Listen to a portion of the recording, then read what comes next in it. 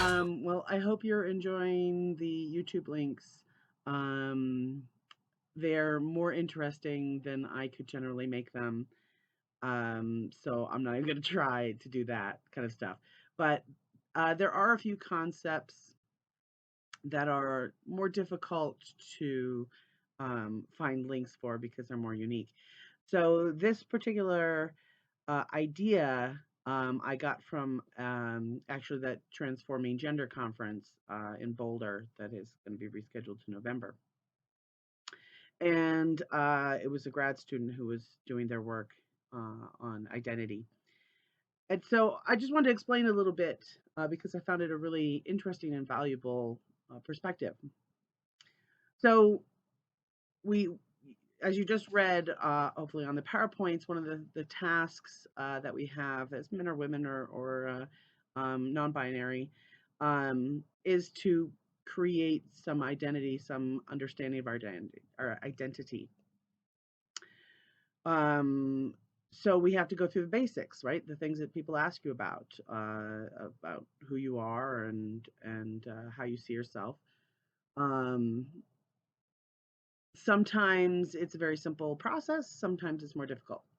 For instance, I was born in Canada, but from the age of 12 on, I've lived in America. So, am I Canadian? Am I an American? Um, what does that mean to me? And what does that mean in any particular situation? So, um, your identity doesn't necessarily, who you see yourself as doesn't necessarily change, but you may express it differently or you may not express it depending on your environment. So, for instance, we're looking at ethnic identity. My identity is white. I took that DNA test and I was really hoping for something more interesting, but it's totally white. So, you can hear that. There goes my dogs. This is why we're not going to have Zoom meetings. By the way, you may hear my children start to scream any minute. Okay, just putting that out there. All right. Anyway, so if it's a safe identity, so if I am, um,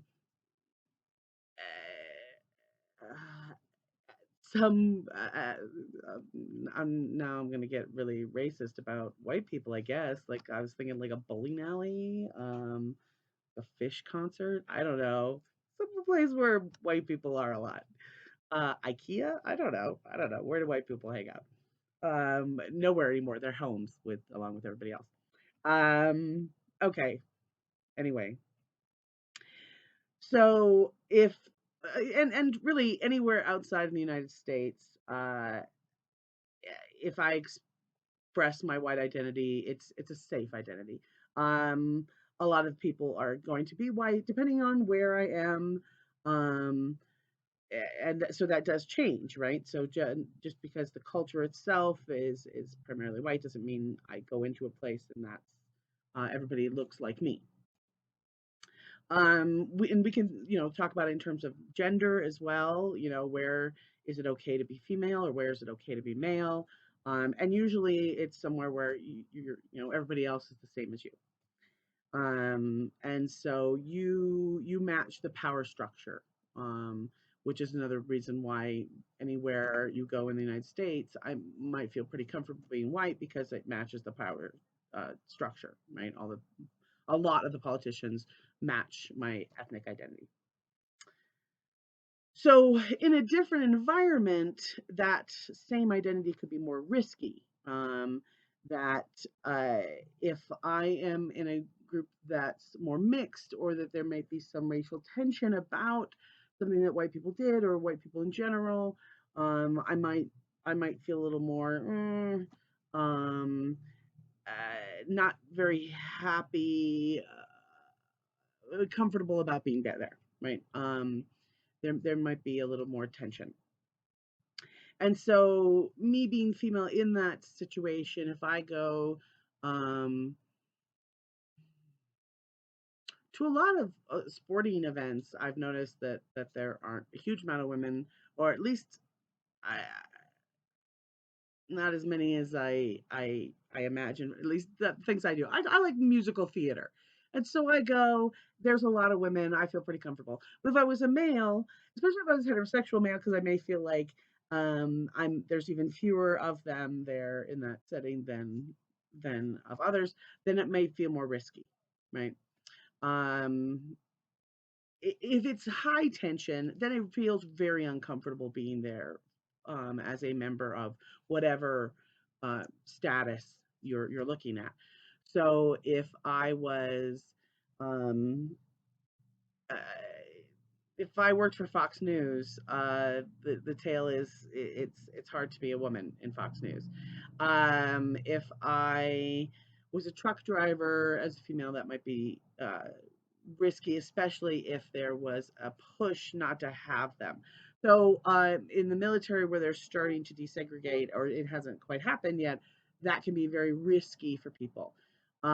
If it's a feminist rally and it's a really angry feminist rally and I'm a man, I may feel really risky being there. That may feel really, really, really uncomfortable. That I'm there. Like I may not, I may feel like violence might happen to me, even something along those lines. So it could be the same thing with religion.